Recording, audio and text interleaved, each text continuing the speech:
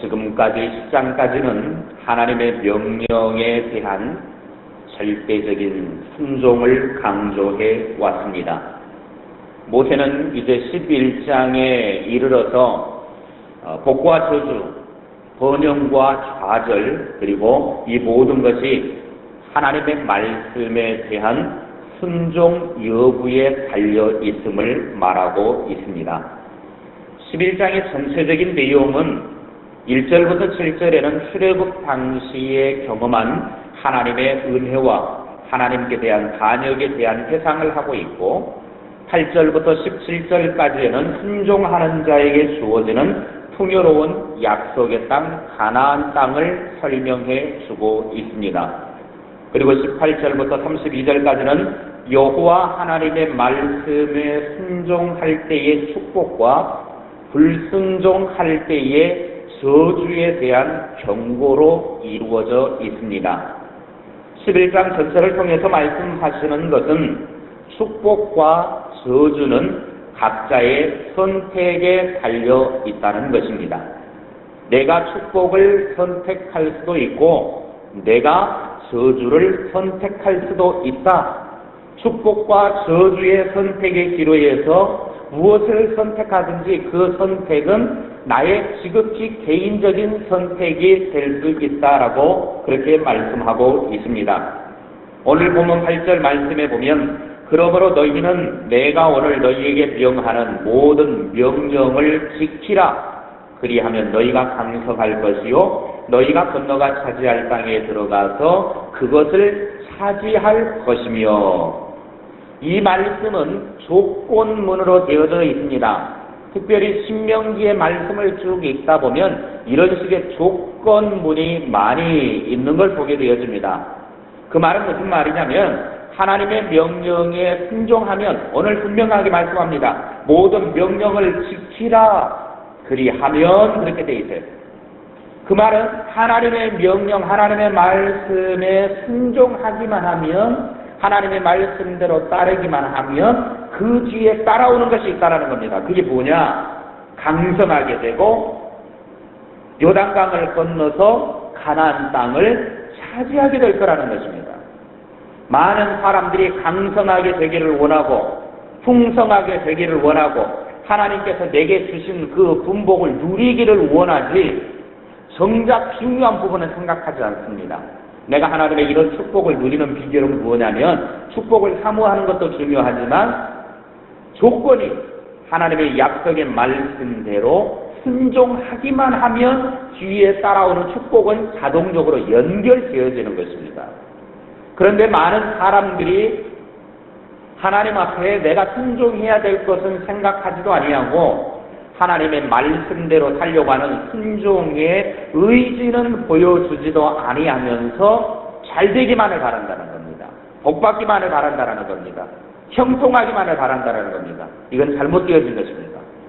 내가 하나님의 복을 누리려고 하면 하나님께서 말씀하신 모든 명령에 하나님의 말씀에 순종하기만 하면 뒤에 축복은 자동적으로 보장이 되어지는 것입니다.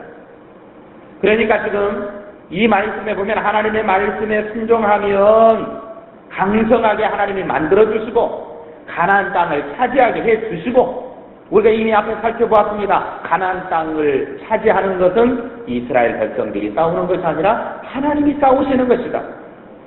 이스라엘 백성들은 하나님이 싸우신다라고 하는 이 사실을 믿고 그냥 행동으로 움직이기만 하면 하나님이 싸우시는 거예요.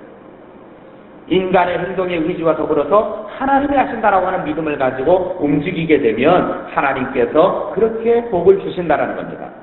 그러나 불순종하게 되면 17절에 가나안은 풍요한 축복을 보장해 주는 것이 아니라 오히려 그들에게 하늘의 비도 내리지 않고 땅이 소사를 내리지 않는 저주의 땅이 되고 말 것이라고 말씀하고 있습니다. 그러니까 불순종함으로 차지한 하나님 없는 가나안 땅은 아무런 의미가 없는 땅이 되고 만다라고 하는 말씀입니다. 이스라엘에게는 두 가지 길이 놓여 있습니다. 순종으로 들어가는 축복의 길과 불순종의 문으로 들어가는 저주의 길입니다. 26절부터 28절에 보면 내가 오늘 복과 저주를 너희 앞에 두나니 너희가 만일 내가 오늘 너희에게 명하는 너희의 하나님 여호와의 명령을 들으면 복이 될 것이요 너희가 만일 내가 오늘 너희에게 명령하는 도에서 돌이켜 떠나 너희 하나님 여호와의 명령을 듣지 아니하고 본래 알지 못하던 다른 신들을 따르면 저주를 받으리라. 복과 저주가 앞에 놓여 있는데 둘 중에 하나를 선택하게 되어 있다는 것입니다. 그러니까 반드시 둘 중에 하나를 선택해야만 합니다. 나는 두 개 다 선택하겠다. 그건 있을 수 없는 것입니다. 복과 저주가 있는데 이 둘 중에 하나를 선택하게 되어져 있는데 이 둘 중에 하나를 내가 선택하게 하는 것입니다. 가나안 땅에 들어가자마자 만날 수 있는 첫 번째 땅으로 길갈이 있습니다. 길갈의 그 평야에는 산이 두 개가 있는데 그렇다고 막 높은 우리처럼 그냥 막 어디 뭐 지리산이니 뭐 해가지고 이렇게 높은 산이 아니라 구릉지와 같은 산이 두 개가 있는데 하나는 그리심산이고 다른 하나는 에발산입니다. 그리심이라고 하는 말의 뜻은 참 의미가 아름답습니다. 혹시 누가 회사를 만들려고 혹시 가게를 혹시 지으려고 하실 때 이름을 뭘로 지으면 좋겠는가 하시는 분은 그리심이라고 하는 단어를 쓰면 참 좋습니다. 그리심으로 앞으로 누가 가게 여시고 그러시면 그리심이라고 하는 회사 이름을 좀 붙이십시오. 그리심이라고 하는 뜻은 푸르다라는 뜻입니다. 푸르다. 왜 푸르다라고 했느냐? 그 그리심산에는 수풀이 아주 많아가지고 사시사철 푸르기 때문에 붙여진 이름으로 그리심 푸르다라는 뜻을 가지고 있는 산이 있습니다. 반대로 에발이라고 하는 에발산이 있는데 이 에발이라고 하는 말은 아무것도 없이 매끈하다, 민둥산이 산이다라는 뜻입니다. 그러니까 초목이 없는 산으로 그리심 산과는 정반대의 모양과 색깔을 가진 산. 그래서 이 두 산은 성경에서 축복과 저주의 가시적인 상징이 되는 것입니다.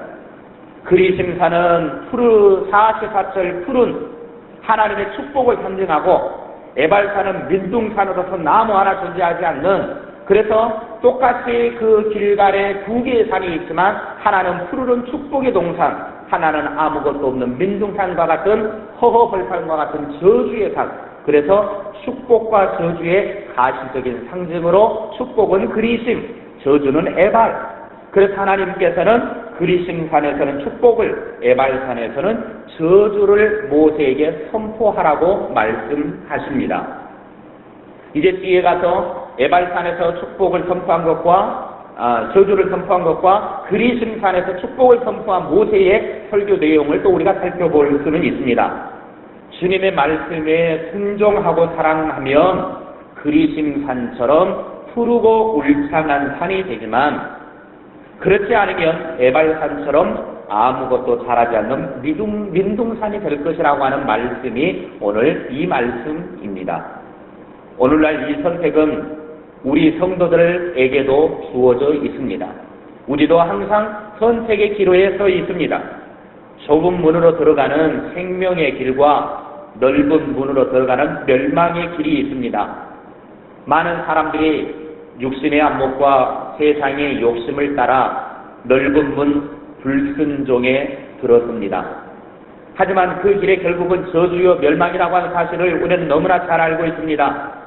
그러나 보기에는 힘들고 좁아 보이지만 하나님의 명령을 따라가는 길은 순종의 길로 들어서는 풍요로운 축복의 길이라고 하는 사실을 믿으시기 바랍니다. 주님을 따르는 길은 그렇게 넓은 길이 아닙니다. 주님을 따르는 길은 우리에게 정말로 화려하게 보이는 양탄자가 깔려져 있는 그런 길이 아닙니다. 주님을 따르는 길은 때로는 고달픈 길입니다. 주님을 따르는 길은 눈물을 흘리며 가는 길입니다. 주님을 따르는 길은 그래서 좁고 그 길은 눈물을 흘리며 기도하면서 가는 길이어야만 합니다.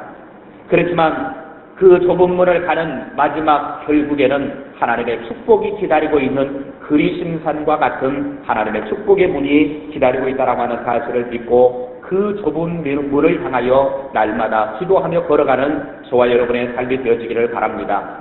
날마다 좁은 문을 선택하고 그 길을 걸어가서 하나님의 그리심의 축복을 누리며 살아가는 저와 여러분의 삶이 되기를 바랍니다. 그렇다면 우리 믿는 성도가 어떻게 해야 순종의 길을 걸어갈 수 있습니까? 오늘 신명기 11장 18절부터 20절에 보면 우리가 어떻게 순종의 길을 걸어갈 수 있는지를 그 방법에 대해서 설명을 해주고 있습니다. 18절부터 20절까지 말씀 같이 읽겠습니다. 시작. 그러므로 너희는 나의 이 말을 너희의 마음과 뜻에 두고 또 그것을 너희의 손목에 매어 기호를 삼고 너희 미간에 붙여 표를 삼으며 또 그것을 너희의 자녀에게 가르치며 집에 앉아 있을 때에든지 길을 갈 때에든지 누워 있을 때에든지 일어날 때에든지 이 말씀을 강론하고 또 내 집 문설주와 바깥 문에 기록하라. 아멘. 하나님의 말씀을 가슴 깊이 마음에 새기고 주야로 언제 어디서든지 기억하고 묵상하는 삶입니다. 다시 말하면 하나님의 말씀을 내 인생의 등불로 삼고 사는 사람, 그 사람이 하나님 앞에 축복의 삶을 살아가는 것이고 그 사람이 순종의 길을 걸어갈 수 있습니다. 그렇게 되면 21절은 자동적으로 뒤따라옵니다.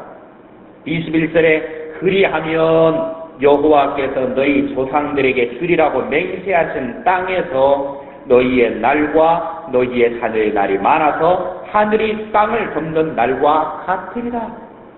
하늘이 땅을 덮는다. 하나님의 축복이 이 땅을 가득 덮어버리겠다라는 겁니다.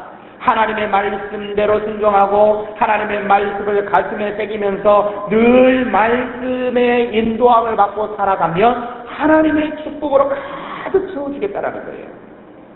얼마나 쉽습니까? 참 쉽죠. 너무나 쉬운데 우리는 쉬운 거는 버려두고 어려운 걸 하려고 그래요. 왜 그리 쉬운 걸 놔두고 어려운 걸 하려고 그럽니까? 참 사람들은 심보도 고약해요.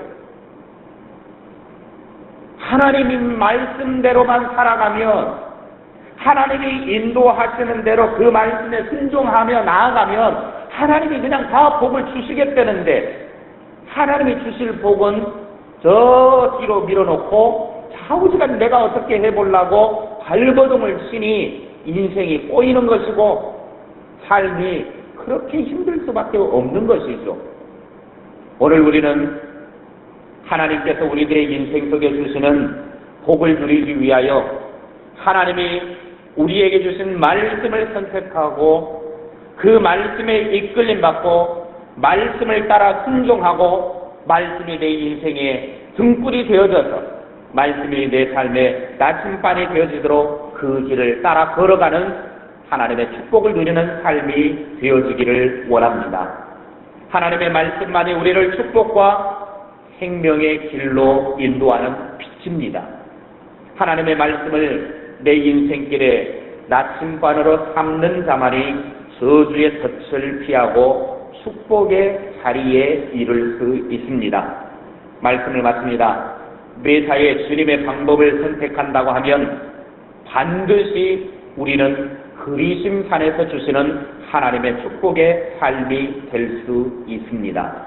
날마다 순간순간을 살면서 하나님의 뜻에 맞는 결정을 내려서 행복한 삶을 살아가는 그런 삶이 되어지는 주님의 백성들이 다 되시기를 주님의 이름으로 축원합니다.